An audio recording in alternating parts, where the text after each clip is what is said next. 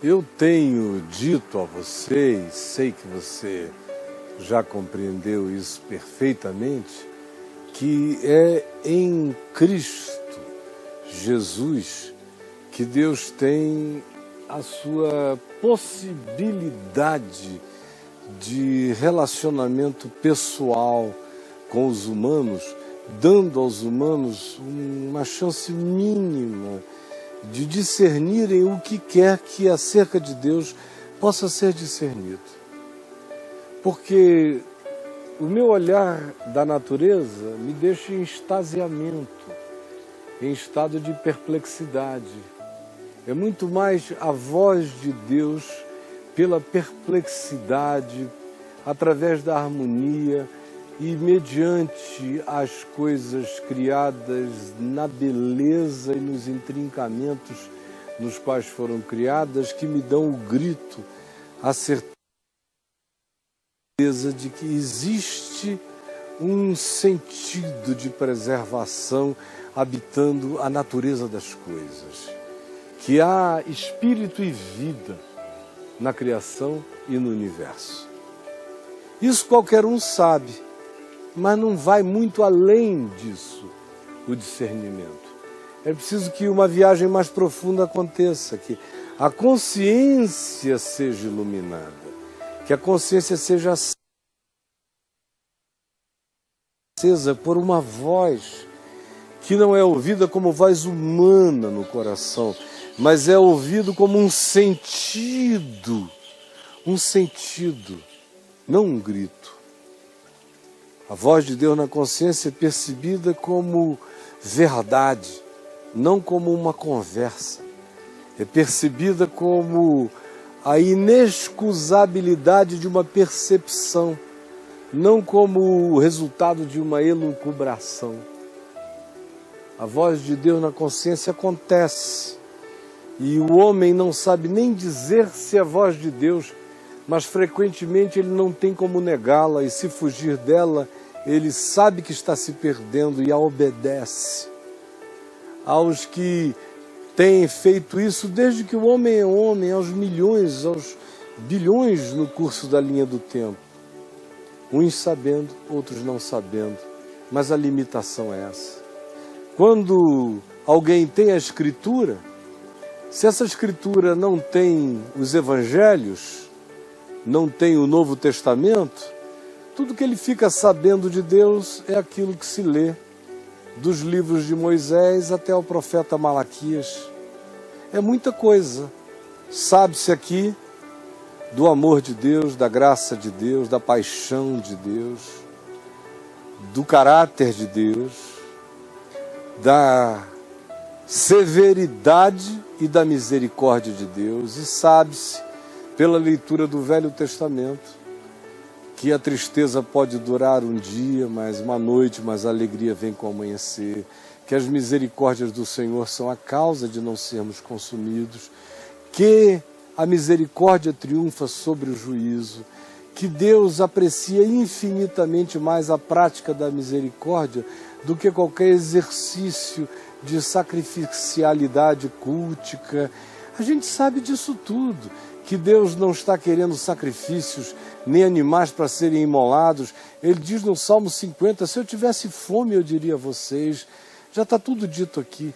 Está dito, por exemplo, que a pior perspectiva, que seria da maldição, visitaria a sucessão genética ou familiar ou cultural de um indivíduo que se fizesse maldito até a terceira e a quarta geração, mas que os atos e as ações de compromissos de misericórdia divina com a criatura humana excediam a 1000 gerações nas vidas daqueles que temem ao Senhor. Portanto, o que se estava dizendo é que a misericórdia sempre abafou o juízo. Só que isso é dito dentro do contexto cultural e da evolução histórica da percepção de Israel, de modo que isto tudo que eu lhes falei acontece entre espada, sangue, lança, angústia, morte, conflito, perseguição, exílio. Acontece no meio disso tudo, mas a mensagem prevalente é essa. Os profetas clamam este amor e afirmam. Talvez a maneira mais chocante de o fazer tenha sido através do profeta Oséias, em quem Deus disse: casa com a mulher de prostituição, assim como eu casei em fidelidade com o adultério desse povo, que não consegue andar e conhecer fielmente o sentido da vida. Então, o Velho Testamento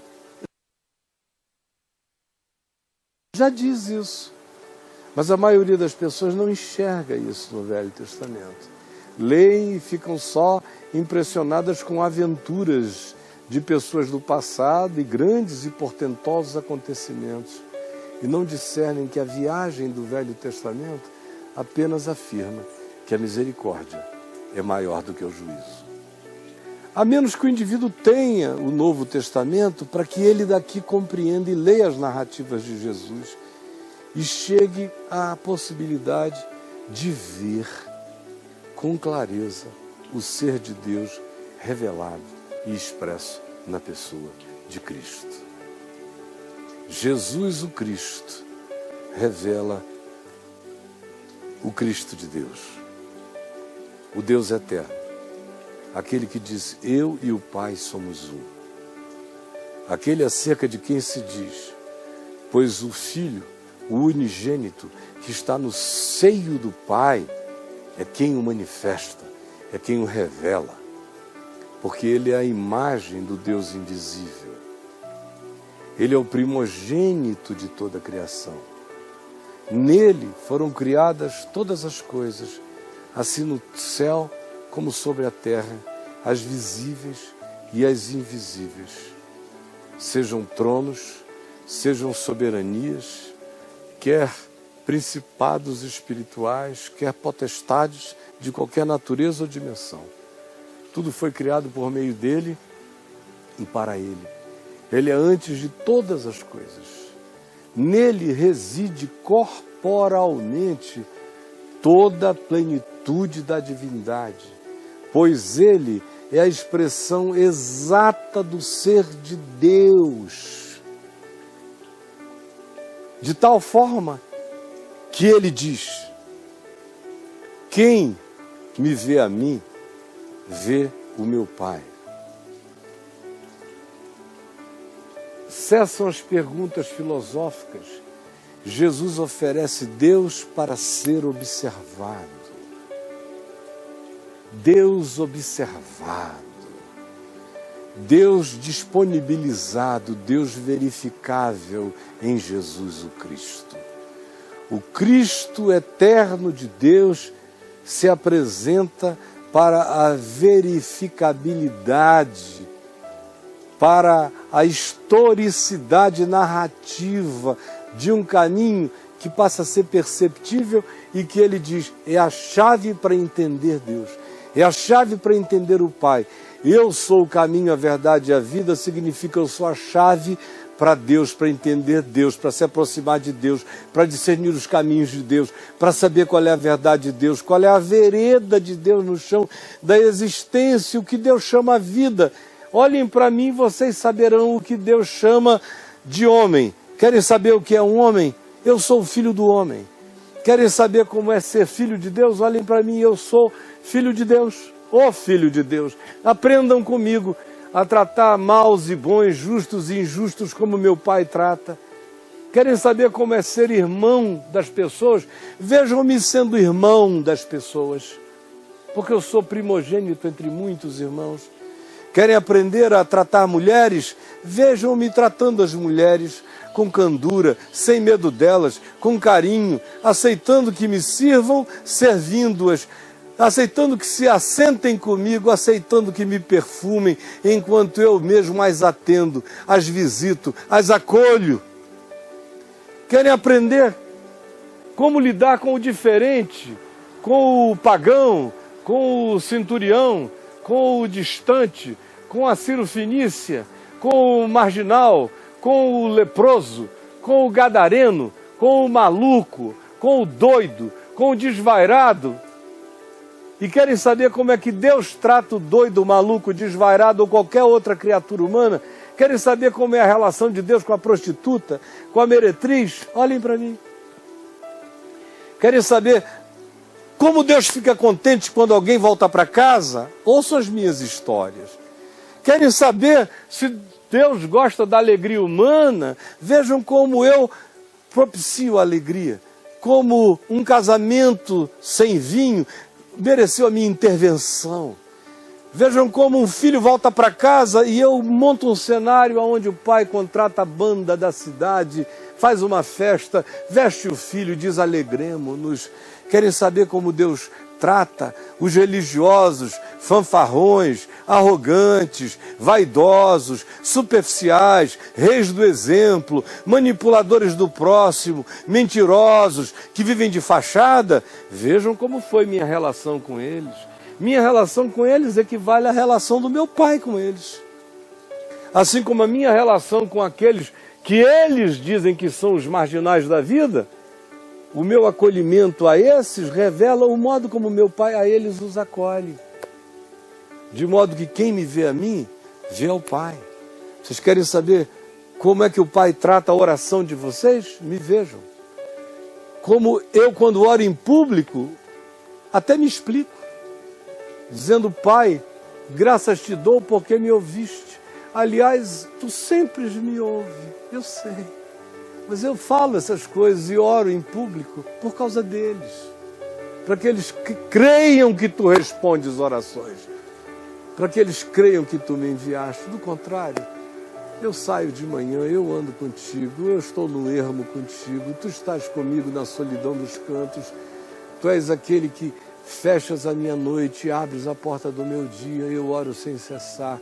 É em ti que eu vivo no secreto do meu coração. Você quer saber como é? Quer ter certeza mesmo. Por exemplo, vocês ficam querendo saber de onde eu tiro as minhas certezas. Quando eu afirmo, é assim que Deus é para as pessoas.